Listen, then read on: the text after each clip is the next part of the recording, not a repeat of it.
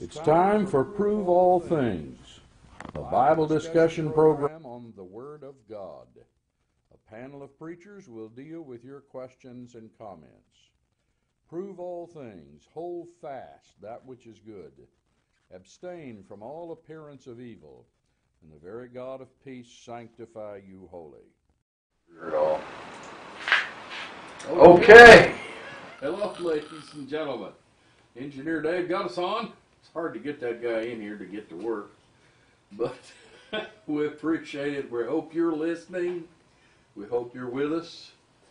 And for once, we don't have any questions left over from last week. We gave full service. Hadn't had anything during the week that I'm aware of. And so we're looking forward to talking with you. We're here for your Bible questions or comments. This is we're kind of dependent on you. Absolutely at your whim. Absolutely at your disposal. Well, finally, Engineer Dave gave me a mic. You have a mic. I just was using the backup mic. You were using the backup, okay. And we're looking forward to talking to you. My guest on the program today, Ron Milliner, is over here. How are you, Ron? I'm doing all right.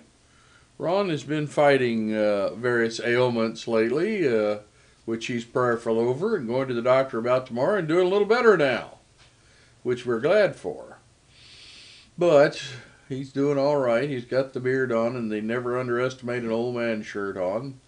So things must be going fairly well. Lives out in Brownsburg, Indiana, and we're glad to have him with us. My other guest on here is Brother Alan McKee. Hello, John. How are you doing?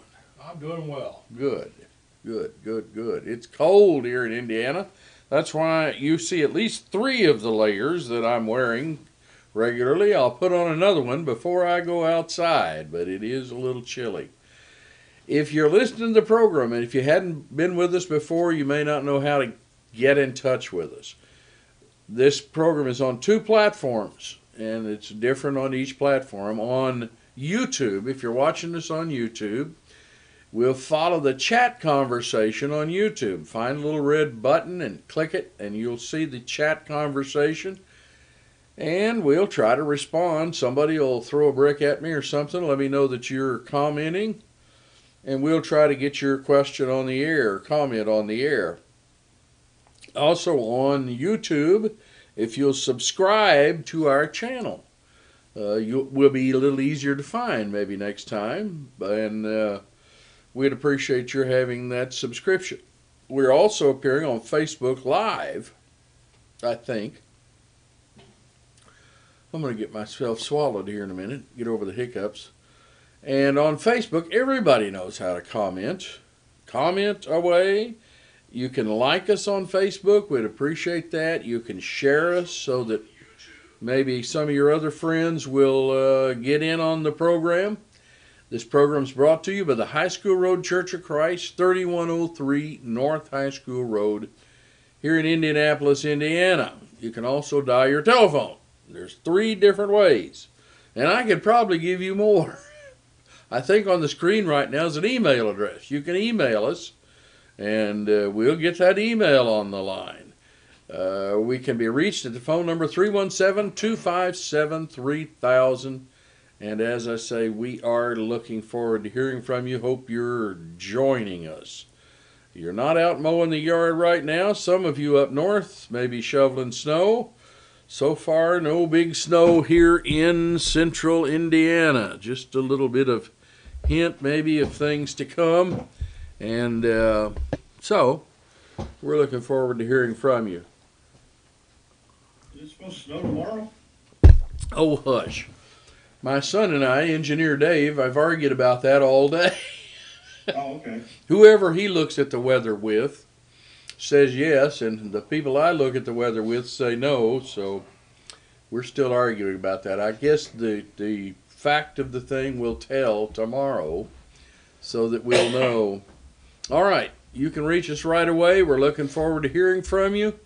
We got a whole panel of guys here signed up, ready to go, and we're going to look forward to hearing from you. Let's go to our phone bank, which I think I have got dialed up now. We'd rather hear from you live. Engineer Dave will be telling me about that. And right now, let's see what's coming up. I didn't know, somewhere in the New Testament it says be a cheerful giver. Well, I did tithing, I did for about 2.5 years, and I started again. But it means just being a cheerful giver, give from the heart. The only passage that really stuck to my mind is in Malachi, where it talks about he mentioned the Levitical priests. They didn't work, and the people had to bring the tithes money into the storehouse to provide provisions for them, the 10%. And the preachers, they never mentioned that the priests didn't work, and they had the upkeep of the church, so the people had to bring them in the funds, I guess back in them days, food and silver as buying clothing and such, Okay, this fellow says he tithed for 2.5 years. I didn't quite understand what he meant, but anyway, let's at least approach this idea of tithing. What does the Bible say about it? I suppose you could tithe. And be a cheerful giver. Go ahead. Yeah, I was just going to the passage he referred to, is 2 Corinthians 9. And verse 7 says, let each one give as he has decided in his heart, not reluctantly or compulsion, for God loves a cheerful giver. I guess I should have read the verse even before that. Verse 6 says, he who sows sparingly will reap sparingly, and he who sows liberally will reap liberally.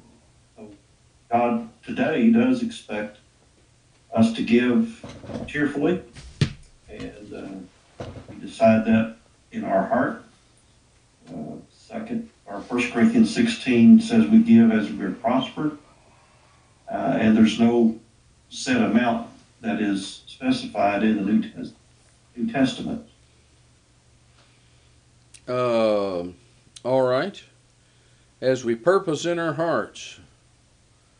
What does that mean? Well, you think about it. You just don't get it there and pull out whatever you got in your pocket.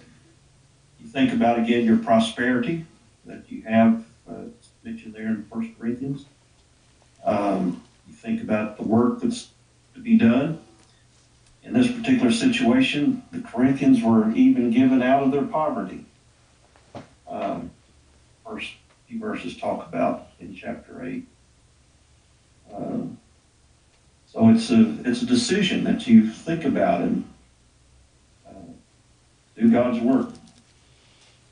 All righty. Where was that passage? 2 Corinthians 9? 9 verse 7. Yeah. I was in the wrong book. Alan, what do you think about that? What if a fellow wanted to tithe? What would be wrong with that? There's nothing wrong with it. It's just the question is, as you purpose in your heart. The other passage that I'm aware of about that topic is over in 1 Corinthians, the 16th chapter, where Paul gives instructions to that church, telling them that they were to lay by and store on the first day of the week. He says, as God has prospered him. Well, how much have you been prospered? You should give kind of accordingly, I suppose, to what you've been prospered. Well, we're never commanded to give a particular percentage. We're never commanded to give, this amount or that amount. In fact, I think of this passage over in the book of Matthew, the 23rd chapter, where Jesus is kind of making fun of them a little bit. He's talking about the Pharisees there and about how they are giving tithe. And let me find that passage again real fast. The one where it says they pay tithe of mint and anise and cumin. Yeah. And so here's this image he gives of these Pharisees going through their basically their herb garden and making sure that they, even down to the very herbs in the garden, that they're giving their 10%, and Jesus is, I think, making fun of them a little bit, because here they are so focused on observing that very exacting observation of the Old Testament law, and yet Jesus says, but you've neglected weightier matters. You've ignored more important parts, like love and mercy and kindness and things like that. And I think that's part of why maybe we don't have God doesn't command, oh, you Christians, you give 10%. He never commands that. He simply says, you give as you've been prospered. And he also makes it clear that we are to be looking at and thinking about how our brethren are doing. He says that over in the book of James, there in James, the first chapter. At the conclusion of that chapter, he talks about that religion. Let me read it. I'm going to misquote it. He says, pure religion and undefiled before God and the Father is this, to visit the fatherless and widows in their affliction, and to keep himself unspotted from the world. So, if we're meaning to give and we're meaning to be merciful, generous, then there's the example of how we do it. What, Ronnie, I looked at the Sermon on the Mount, and in Matthew 5, Jesus, verse 20, Jesus says, except your righteousness exceed the righteousness of the scribes and Pharisees. Does that have any application to this?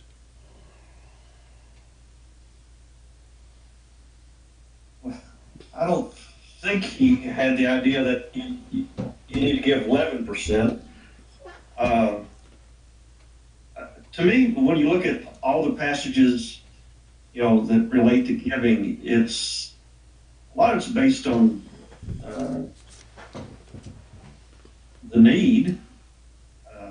There's the gospel, of course, always to be preached, and you look at, I just had here in Mark chapter 12, the poor widow came and cast in 2 small copper coins, and Jesus said that she gave more than all of those who have contributed, for others gave out of their surplus, but she gave out of her need, even all of her living.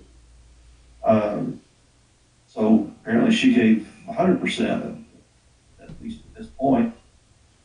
So it depends a lot on your attitude. That's why I think the emphasis is placed on the heart, as we read there in 2 Corinthians 9, and not so much the particular percentage. We read in 1 Corinthians 16 and verse 2, upon the first day of the week let every one of you lay by him store as God hath prospered him. How do you count prosperity? What does that mean? Well, if you look at that word, I think it's that which aids you on your journey. And so all that it takes to get us through the journey of life, that's our prosperity. And certainly we're blessed a whole lot more than any other people in the world. So we need to think about that and realize how blessed we are, how much we do prosper in this world. I mean, as many times I've been to the doctor, I've caused their prosperity to go up quite a bit here lately. But it's a blessing that we can go to the doctor in this country, see all kinds of medical attention. There you go. I've been places where you couldn't. What is prosperity? How do you figure prosperity, Alan? It says as you prosper, so you're going to enter that into your thoughts as to how and how much you're going to contribute. How do you figure your prosperity? I figure it based on looking at, like Ronnie suggests, looking around and seeing, what have I received? What do I have from God that I need to be thankful for? what do I have of the necessities of life? Do I have more than the necessity of life? And most of the time we can answer that in the affirmative. We have more than just the necessities of life. And from that, I know I need to return a portion to the Lord, and I do so. Basically on the sense of, yes, as long as I'm enjoying good health and I've got employment and I've got food to eat and clothes to wear and a place to live and I've got what is necessary for me to kind of keep body and soul together, then I'm prospering, and there needs to be something returned to the Lord from that. All righty. Ronnie, I've always heard the argument when the people talk about this, is they always ask the question, do I give on the basis of gross or net? Well, I think that word that I mentioned there in 1 Corinthians 16, as I said, it deals with all that we have that sustains our life, and that includes the taxes that are taken out and everything else that we make. That's part of our prosperity. So you would work on gross. Yes. That's what I've prospered. You know, it's always been interesting to me. Most of us as Christians sort of go on a week-to-week basis, and we make X number of dollars per week, and of course we need some of that or most of that to furnish our daily needs, and then we make the decision about what we're going to give above that. Well, I know a lot of people, older people, who have inherited money, but they don't have a lot of income. They don't, they've got $500,000, $1 million in the bank, but they're living off of Social Security right now, and their giving is reflecting, what do I make this month? And I'm not sure that's their prosperity. There they are sitting on, their investments, which they've made through their life, and they're giving, in comparison to those investments and so forth, they're giving a very small portion of that. And I've always wondered if they're maybe miscalculating or misthinking or about their sense of prosperity in those regards. What do you think? Well, you're obviously making interest off that $1 million or whatever, and that's prospering as well. I think you need to look at it that way. And when I was working and putting money aside, like for pension and all that, again, I was giving based on the gross. So I did give based on that which was being saved when I received it. But now I give based on the interest that I would get from that savings. Okay. All righty. I don't know if we've answered your question, questioner, but we sure talked all around it. And if we missed it, or if there's some element of this that you didn't understand, by all means, call us. You don't have to call us on that subject. You can change the subject. Again, you can reach us on YouTube. Just put something in the chat conversation. You can reach us on Facebook. Just comment down there on Facebook. Engineer Dave, if we got a live people out there, is there anybody listening to us tonight? We have people listening. What are they, mutes? Comment. What? They're not commenting. They're all mute? They must all agree. Okay. And you can reach us by phone, 317-257-3000. All right, if you're going to be mutes, we're going to go to another question. And this also appears to be on tithing. Let me see. Maybe there's some element of this. I just know somewhere in the New Testament it says be a cheerful giver. Oh, that's tithing. Guy. That's the same guy. What's the matter with me? We'll move on. It was a good question. He wanted He was going to repeat it, right? I got a question for you about speaking in tongues. Over in 1 Corinthians 14, verse 39 and 40, it says, "Therefore, my brethren, desire earnestly to prophesy, and do not forbid to speak in tongues. And let all things be done properly and in an orderly manner." How do we know that that's not applying to us today, or do we know that that's not applying to us today? Should we be encouraging speaking in tongues? Okay. Back over here's Alan McKee, and he's teaching in where? 1 Corinthians, the 14th chapter. Not yet. Well, soon, I'm soon. I'm still in the 13th chapter, John, so I'll plead ignorant. No, seriously. the answer's in chapter 13. Yeah, so the you don't answer need is to in say it. the answer is in chapter 13, and let's have a look at that and answer this question. In 1 Corinthians 13 and verse 8, Paul writing to that church. Now, if you read the context of that section, you'll understand that Paul was scolding these Corinthians for their misuse of these spiritual gifts, including the ability to speak into tongues. They were apparently, from what we can tell, all going into the church service together. They were all starting to speak in tongues because they could, and so you would have this cacophony of languages as everyone would fire off in his favorite, whatever language he happened to have, and would fire off in it, and would all be babbling at once. And Paul said over in chapter 14, they're going to think you're mad. But what he says here in 13 is very interesting. He starts off with a little bit of a scold to them, telling them that though I speak with the tongues of men or angels and have not charity, or that is love, I have become a sounding brass or tinkling cymbal. In other words, he's telling them that you're doing it wrong. You're not doing it in love. You're doing it for your own self-glorification. But down in verse 8, he finally says, love never fails, but whether there be prophecies, they shall fail. Whether there be tongues, they shall cease. Whether there be knowledge, it shall vanish away.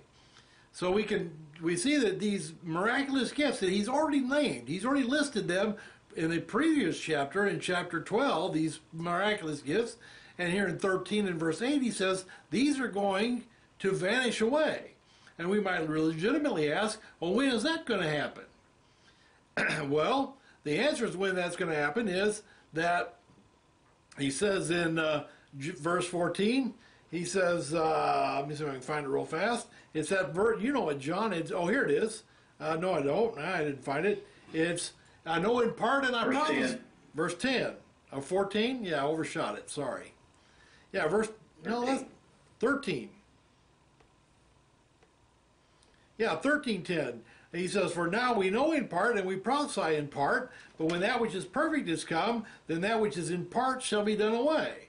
Well, that which is in part has to be of the same consistency or of the same characteristics of that which is that which is perfect. Well, what did they have in part? What did they know in part? And what they knew in part and what they had in part was the revealed will of God about how Christians are to conduct their lives. And once that was completed, and it was completed when the apostles finally finished their mission of delivering the word, then that was the end of it. They were done with it. And this ability of speaking in tongues, speaking in other languages, would have disappeared. It would have vanished at the time of the last of the apostles. And at that point, the Bible is delivered. We have the Word of God. We no longer need speaking in tongues. If you recall what Paul said even about these speaking in tongues, he says, and I think this is in chapter 12, he says this was a sign, this was intended to be a sign to unbelievers. Well, you know, that was the intent of all these miracles. They were intended to be a sign. Well, once you have the delivered word of God, you no longer have need for the signs. Okay, what about that, Ron? I think you got it right on the head there. We might also mention that the means by which the gifts were given through the laying on the apostles' hands in Acts chapter 8, after the apostles passed away, that would have ended that way as well. You know, this questioner asked, I think there was a subtlety to his question. He quoted 1 Corinthians 14, and I'd like for you to look at verse 26.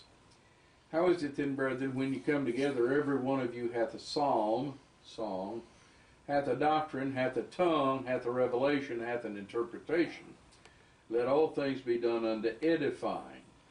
Now, yes, it's true that there is no tongue today. I think that the revelation spoken of there is was an inspired gift of the Holy Spirit, and the gift of interpretation was an inspired gift of the Holy Spirit.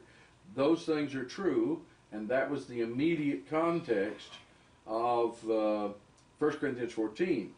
But in the writing of this, there is a principle laid down, and that is that when ye come together, every one of you has a song, has a doctrine, sometimes has a tongue. We have people who every now and then want to lead a song in a foreign language, and nobody knows what that's about. It's a song in a foreign language. Or sometimes we have, for instance, at High School Road, we have brethren come who speak in a foreign language. They don't know good old US of A English, and so they speak in a foreign language. Spanish is usually the tongue. And so the passage in principle applies to them as well. It applies today. Even if there isn't tongue speaking today, there are people who speak in foreign languages, and there are people who lead songs that have a doctrine and have an interpretation. The point that this is making is that that's not an orderly way to conduct the worship of God. So he says, how should we do it in verse 27? If any man speak in a tongue, let it be by two, or at the most by three, and that by course, and that is one at a time, and let one interpret. Now, I've been to services where, goodness gracious, there were 15 people talking at once, and this denies that. That's not the way to conduct the service. Now, if you've got one fellow speaking in Spanish and another fellow speaking English, and it's just a confused mess. You have to have a limit to this. Not everybody's going to do it. 2, at the most 3, and it's going to be one at a time by course. And if you're speaking in a foreign language that the audience doesn't understand, there has to be an interpretation. And so at High School Road, we have a lot of Spanish members at High School Road. It doesn't do us any good whatsoever to stand up there and speak in English unless there is an interpreter. And so we've gone to lengths to try to provide interpreters for our English services, and vice versa. When someone speaks in Spanish, we have people who try to speak in English so that we know what the Spanish speaker is saying. Now, up where my son preaches, they have at least 3 members, an occasional visitor, who are deaf. And so they have hired a person to translate the sermons into ALS, American Sign, ASL, can't remember. But it is that sign language that these folks use. And he says in verse 28, if there be no interpreter, let him keep silence in the church. Shut up. He can speak to himself and to God, but he's not to speak out loud. It's confusing, and as Alan says, they'll think you're crazy. And then he goes on to say, let the prophets speak 2 or 3, let the other judge. Now that is the 4th telling of the gospel. If anything be revealed to another that sitteth by it, let him first hold his peace. I've talked to some of these modern day tongue speakers, and they seem to have the attitude that they just can't sit still. Well, yes, they can. That's what this says. Let the first hold his peace. For ye may all prophesy one by one, that all may learn, and all may be comforted. And then he adds, and the spirits of the prophets are subject to the prophets. God's not the author of confusion, but of peace, as in all churches of the saints. So, you might think about the principles This passage about tongue speaking is applying principles that can and do apply today. Even though there is no gift of tongues today, in spite of what some people say. I have a question that came in on email here just a minute ago, and all I've got to do is try to find my email and get it back up. Yeah, here we go. This is from a guy. He says, if the church were to have an account with a large sum of money, would it be a sin to gamble it away in the stock market? Boy, there's 3 or 4 parts to that. Ron, pick one of those parts and talk about it. Well, when you're investing in the stock market, you're expecting profit just like you go out and work at a job. So I'm not sure gambling is the proper term to use in that regard. The farmer, plants his seed in hopes of making a profit, gaining. And again, I don't think you would say that's gambling. There is always, of course, possibility of loss. Yes, there's possibility, a good possibility of loss. Well, because it's an investment that's made. Yeah. And there's like this Bitcoin thing. I don't understand that. You explain that to us. That I think probably falls closer to gambling than anything, because it's not real. I mean, you're not investing in anything. It's just the market taking off.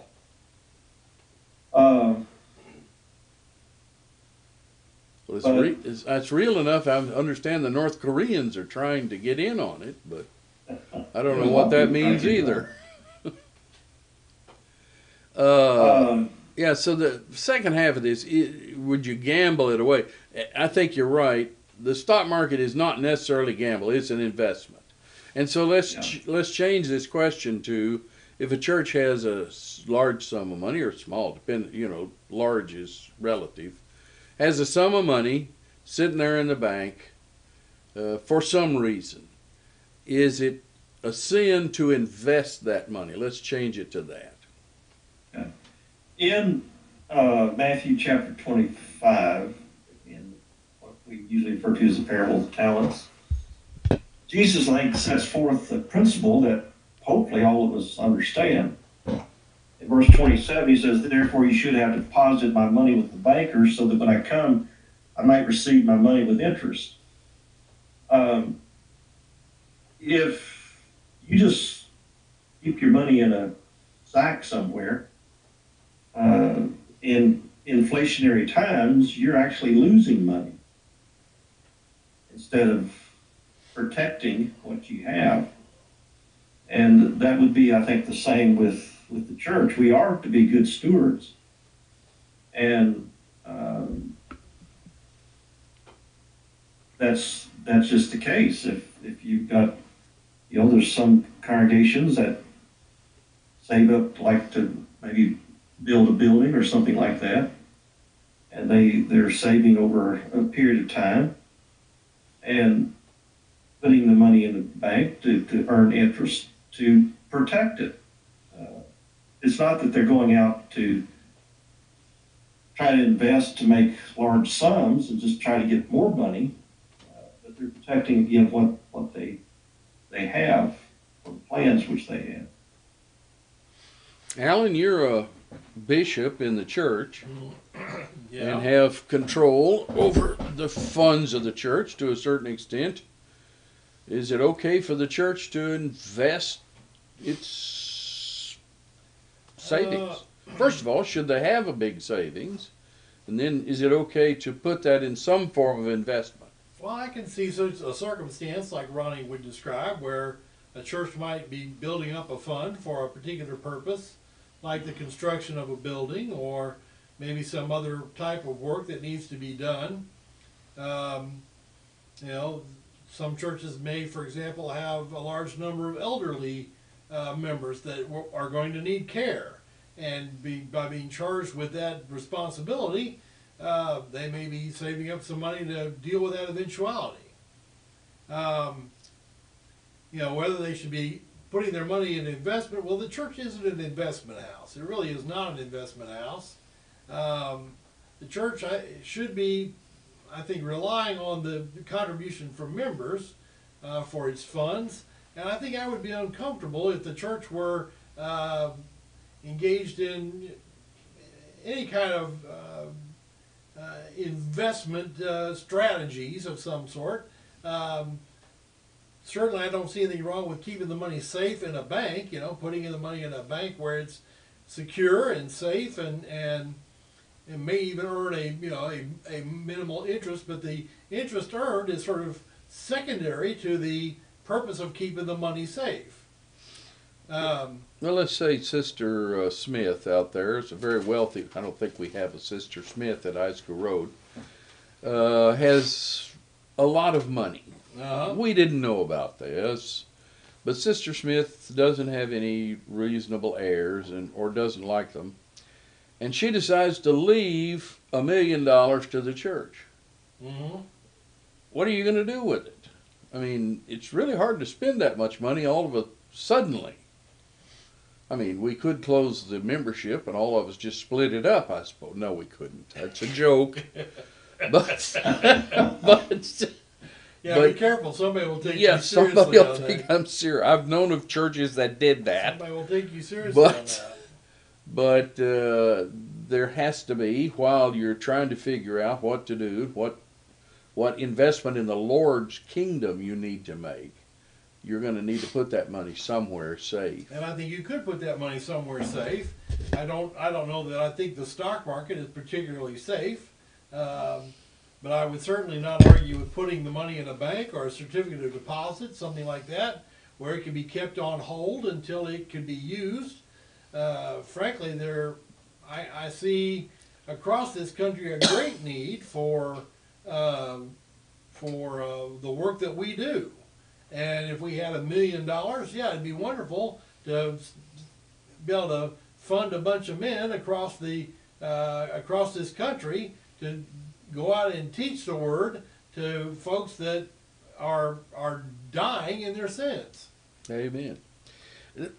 But let me see if I can summarize a little bit. Yes, this question you're asking is the church has a sum of money.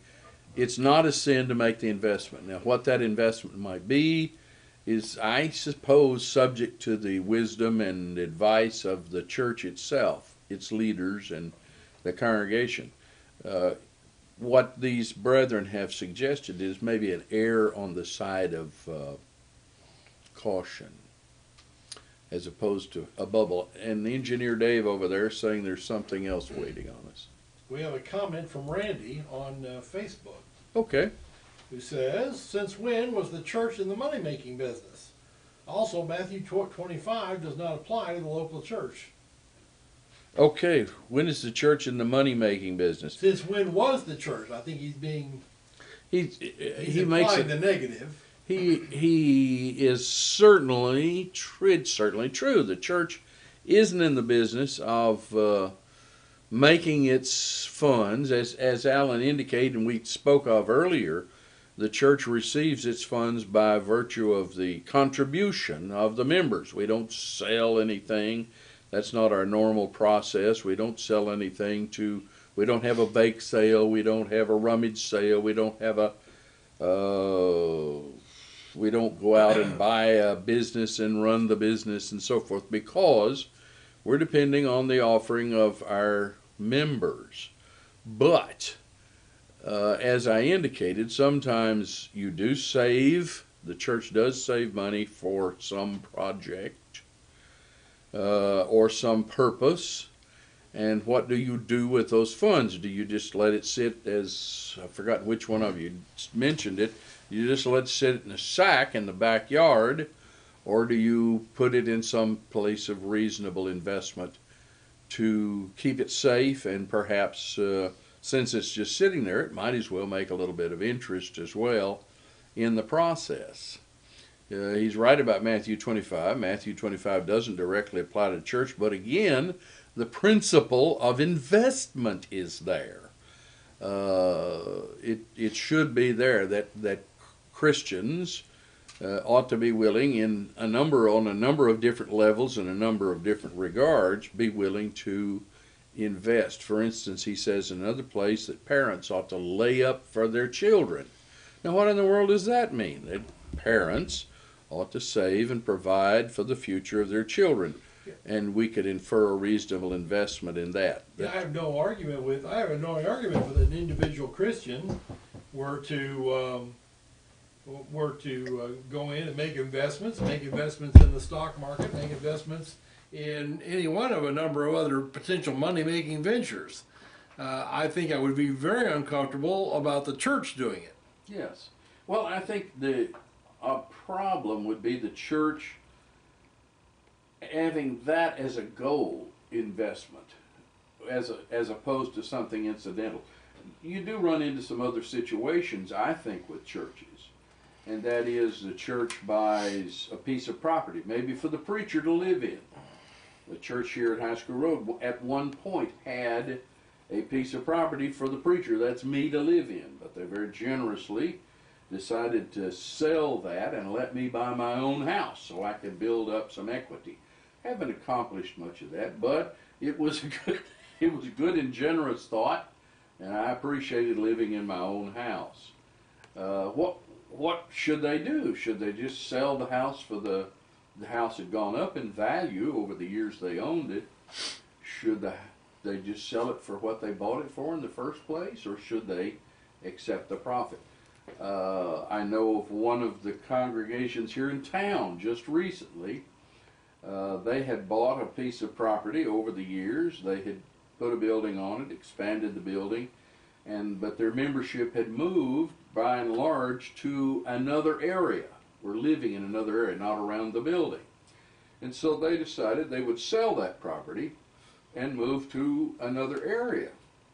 They made what appears to me, I don't know the exact details, it's none of my business, but they made a lot of money on that project. They didn't buy the property to make money.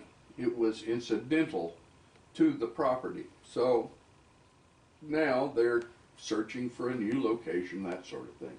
Those things are incidental. They're not the church setting out to make money. And I think that that's the point you're trying to make, or I would be trying to make, about the church's investing. Yeah, there's a number of things the church might do that circumstantially result in making money. As you point out, they may have bought a house for the preacher and then sold the house and they make money. They might have put the money in a certificate of deposit and they make a little money doing that. The goal, as you point out, the goal is not put the money in there so we can get the interest out. The goal is let's put the money where it's safe so that we know where it is and can get to it again when we're ready to use it for the Lord's work. And since it's just sitting there, it might as well make. And since it's just sitting there, it might as well earn a little bit. But the main goal there was to keep it safe. Otherwise we could have the church out. Why bother with the stock market when we might go into real estate investment? Should the church be buying properties all over the city to flip them, as the word is? Yeah, we got a lot of carpenters. Yeah, we got a lot of carpenters and electricians and drywall guys, and we could buy these houses and renovate them and flip them and make a lot of money potentially. We could start up our own business. We could make all kinds of potential goods or whatever and sell them. Church's Chicken got started that way, just in case you didn't know. And it could be entirely that way. Should the church be running a business? Lots of churches do. I think the Lord's church has no it's a play on words, has no business running a business. There you go. I understand there's another question. Go ahead, or comment. Comment. Are you the guy or Engineer Dave? Over there? I've got a couple more comments from Randy here on Facebook. We'll get Randy into this. And he first comment was, John, the danger is that but. I'm not sure which but he's referring to. Apparently you had a but in one of your statements. And Okay. And then the second statement is what we've been saying. Investment for individual, not church. I couldn't agree more with you, Randy. I could not agree more with you. The investment, if it is an investment, it's coincidental or accidental, if you will, to the purpose, the real purpose of the use of those funds. Sure. The main goal is not for the church to be running an investment store. Well, since Alan over here is a bishop in the church, it seems obvious that in arranging the affairs of a church, there are expenses that come up. So it would be the height of folly and poor stewardship for a church to spend every dime that it takes in every week. So you're going to have some money left over. You ought to. Emergencies happen. Poor high school roads working with the world's oldest air conditioning, heating system. It may go out, and does occasionally at any moment. And we need funds for that. We have several very poor members. And so there is quite often a call from those members that they need financial help. And so it'd be foolish to say, well, every week we're going to have an emergency and we're going to ask everybody for extra money. So we lay by some monies in store. Now, if you're going to have that fund and the church decides how much they're willing to set aside for those situations, there's a lot of other situations can come up. We've mentioned new property or expanding the building or whatever. What are you going to do? It's sitting there. Why in the world not invest it somehow so that it can make some additional profit instead of just letting the bank make all the profit off of it? Ronnie, you've been awful quiet. Couldn't get a word in, could you? The church is not in the money-making business, but it's also not in the money-losing business. So it's some wisdom that needs to be applied when certain situations come up. The congregation I've worked with had a member, he didn't have any family, and so he basically left everything he had to the church when he passed away. And so there was property, there was stocks, bonds. And, as the elders looked at that, again, if that was a period when the market was down, it may not have been the wise thing to do to sell that immediately. So each situation is kind of a little different that you got to think about and consider the times and the situation and what have you. So it requires some judgment out of the leadership of the church or out of the church period as to how they're going to deal with some of those situations. And as I indicated, when there are situations where a church does come by a windfall, not a normal sort of situation, it's really hard to suddenly, with any wisdom, put that money out to gospel preachers. If you were to ask me tonight, John, quick, you got $500,000, who are we going to give it to? Do we just start mailing letters out? I don't know that many men personally. I suspect if they get a wind of the fact we've got a lot of money, You'll start getting letters. I'll start finding out pretty fast. But there has to be some holding situation, and that might as well involve some investment. Okay. It's been an interesting discussion. I appreciate all those involved. And if you disagree, by all means disagree.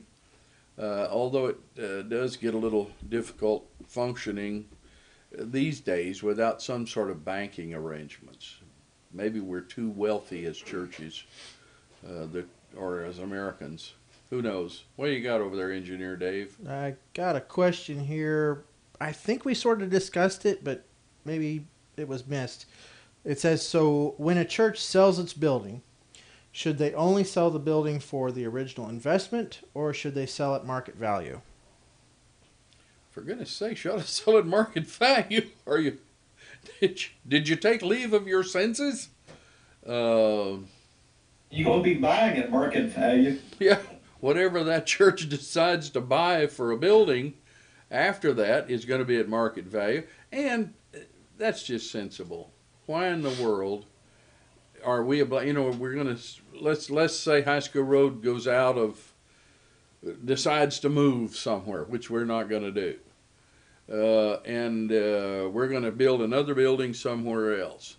And some denominational group comes along and says, boy, that's a nice building. Why don't you all sell? Are we going to give them a bargain? Or are we going to, or some business comes along and says, hey, that's a nice building there. We can turn that into offices or apartments or whatever. Why am I obliged to give them a bargain? Why is the church obliged to do that? No, they should sell at the market value. It's not even the church. We didn't build that building to make a profit, but it incidentally happened. It's kind of sensible. Another comment, Engineer Dave? Yes, this person says, so didn't that serve as an investment and increase thereby? Yeah, but I've seen a lot of them that didn't increase, where the building went way downhill and wound up being in an area that wasn't worth a plug nickel. We did not build a building. We did not buy a preacher's home. I wasn't in on any of these things, by the way, but I'm putting myself in on as if I were, for the purpose of making a profit. That was not the investment feature of this. That happened incidentally. Now, if you're asking me, is it wrong for the church to have some sort of investment in a bank account or otherwise? Yes. But the building was incidental, just like, the fella contributing $1 million. That's incidental. We didn't set out to garner anything more than the free will offerings of our members as a result of their prosperity. Does that And clear? Randy adds a comment and basically agrees with that. Selling the building is an example of an incidental. I Yeah. agree with it. Yeah. I agree with it. As we've said, the purpose there was not to have an investment, that we were purposely looking to maximize some strategy to make money. No, we had a need for a building for a particular period of time. We bought a building for a particular period of time. When that need was gone, we sold the building. Maybe if we make money, that's incidental. If we lose money, that's also incidental. The purpose was not to make the investment. The purpose was to use the building. Yeah, we got to meet there for 50 years, and now nobody lives close, and we build a smaller building out somewhere else closer to all of us. It'll be incidental when we do that. Mm-hmm. That incidental element, I think, perhaps might satisfy Randy a little bit more. The investment that the church might make off of this holding fund, this treasury that they have, is also incidental. But the fact that it's there, it's part of wisdom for the church to, if they're going to hold $10,000, why in the world would you just basically put it in a sack in the bank and say, here, hold this money for us, and not make, what do they pay on a savings account? Virtually nothing. Yes, virtually nothing. Less than a 1%. But at least let's make the less than 1%. If it's going to be there, we might as well, it's incidental to the idea of the thing, so why not make that investment? Go ahead, Ron. That was it.